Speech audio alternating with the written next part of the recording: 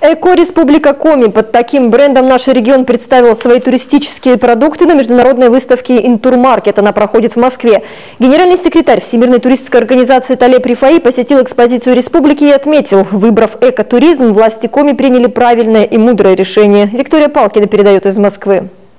Услышать Коми такой, какая она есть. Удобное кресло с наушниками организаторы назвали экоперезагрузкой. Шум ветра, пение птиц и звуки природы отвлекают от суеты больших городов. Не просто послушать, но и посмотреть Коми-край Вячеслав Гайзер пригласил всех лично. Посмотрев сегодня весь спектр представленных предложений на российскими регионами, на туристическом рынке, считаю, что мы все-таки абсолютно правильно сделали упор, да, и из этого, так сказать, родился и бренд, да, «Эко-республика» и территория, где рождается жизнь.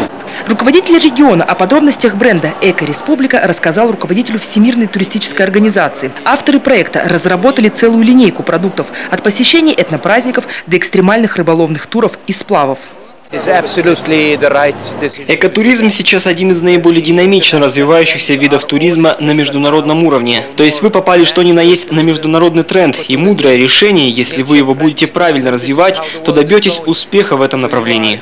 Руководитель Ростуризма Александр Радьков оценил готовность властей Коми вкладываться в развитие туристической инфраструктуры, не дожидаясь федеральной поддержки, изыскивать свои ресурсы. Для потенциальных путешественников доступность мест отдыха имеет большое значение. А в Коми, по словам Радькова, активно развивается сеть авиаперевозок, к тому же еще и доступных. У многих совершенно поменялось представление о республике. Никто еще 2 года назад не воспринимал Коми как туристическую дестинацию. А сейчас об этом говорят, что действительно это очень интересная республика.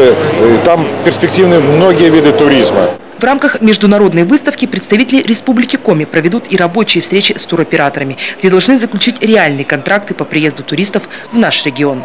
Виктория Палкина, Николай Богданов, телеканал Юрган, Москва.